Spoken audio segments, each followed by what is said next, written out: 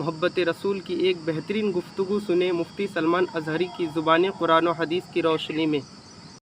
अब्दुल्ला बिन जहश, ये भी बड़े सहाबी, हुजूर के चहेते सहाबी, साद इब्न अबी वक्कास के जिगरी यार, हाथ उठाते कहते अब मेरी दुआ है, तू आमीन कह। दुआ क्या कर रहे? अल्लाहु अकबर। कहते हैं रब्बल आलमीन, मैदान ओहद में कल तेरे हबीब के साथ मैं सफों में जब जाऊं तेरे दीन की हिमायत के लिए, तेरे नबी की इज्जत और नामूस के लिए, मौला मैं लड़ते लड़ते लड़ते लड़ते दुश्मनों के नरगे में चला जाऊं और दुश्मन कभी मुझे सामने से मारे, कभी पीछे से मारे, कभी दाएं से कभी बाएं से, और मैं हर जख्म पर तेरे नाम की बुलंदी का ऐलान करूं, इस्लाम की बुलंदी का ऐलान करूं, हर जख्म पर तेरे हबीब की इज्जत की बात करूं।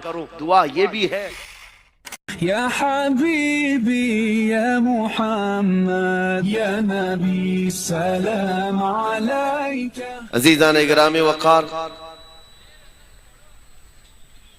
आज हमारे इम्तिहान का दौर शुरू है और आजमाइशों का वक्त है।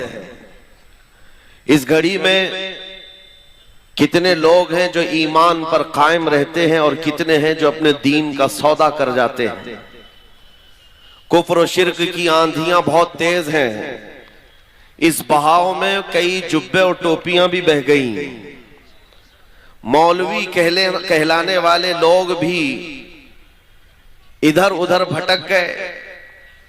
लेकिन ऐ सुन्नियों, अपनी गैरत बाकी रखो, ये दिन ज्यादा देर तक नहीं चलते। ये चढ़ता हुआ सूरज अनकरीब डूब जाएगा और फिर मेरे मुस्तफा करीम का चर्चा हर जगह होगा।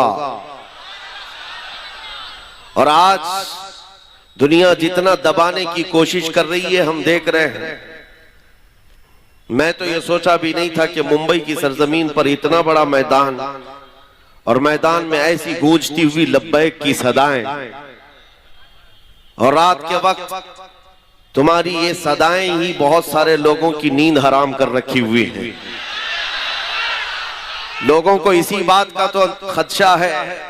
अब तो ये देखा जा रहा है, मेरे अजीजों, मैं जिस बात पर आपसे कुछ गुफ्तगू करना चाहता हूं वो ये है, कुरान कहता है इस्लाम के अलावा कोई दूसरे दीन की तरफ तवज्जो भी करोगे तो कयामत के दिन तुम्हें सबसे बड़े घाटे वालों में उठाया जाएगा। किसी की तरफ तुम मुंह भी ना करो। अरे मुंह वो करे जो अपने घर में कंफर्ट ना हो। अपने घर में अगर किसी को जगह ना मिल रही हो तो फिर वो दूसरी छत का इंतजाम करे। इस्लाम में किस चीज की कमी है? इस्लाम में किस चीज की कमी है? अल्लाह करीम ने वो अजीम नेमत तुम्हें अता की है, तुम्हें दूसरों की धोतियां और चोटियां देखने की जरूरत ही नहीं है।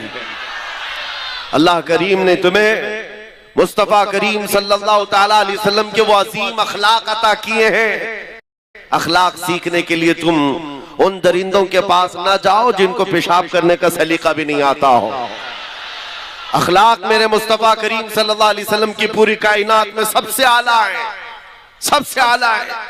मैं आपसे ये पूछना चाहता हूं मेरे अजीजों, ये वाहिद कौम है दुनिया की जिसको झुकाने के लिए आज दुनिया पूरी एड़ी चोटी का जोर लगाती है।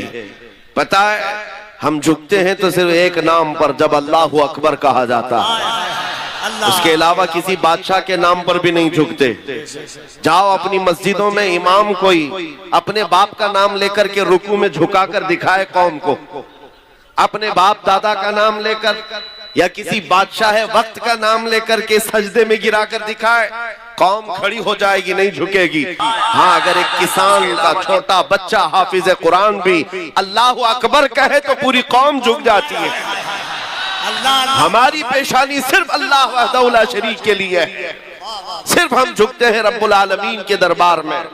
इसलिए मैं ये बातें कर रहा हूं कि आज हमने देखा है बहुत सारे लोग सरेंडर हो गए, इधर उधर झुकना शुरू कर चुके हैं। तुम कभी ये मत देखना कि कौन सी खानकाह है, कौन सा मदरसा है और कहां से कैसी आवाज आ रही है। बात इतनी देखो, रसूल पाक सल्लल्लाहु तआला अलैहि वसल्लम की शरीयत पर कौन कायम है। आज जवाब देना भी बहुत जरूरी है, इसलिए मैं जवाब देता हूं।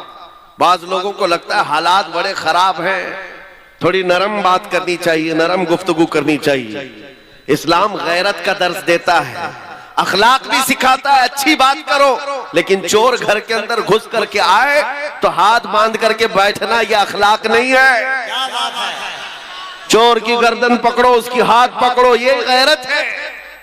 और जब दीन इस्लाम पर हमला हो रहा हो तो यह गैरत और बढ़ जानी चाहिए। आपको पता है ओहद के मैदान में जब सहाबा इकराम रिज़वानुल्लाह ताला अलैहिम अजमईन पीछे हट गए, जो जीती हुई जंग थी वो शिकस्त में बदल गई। 70 सहाबा की जाने गई थी ओहद के मैदान में।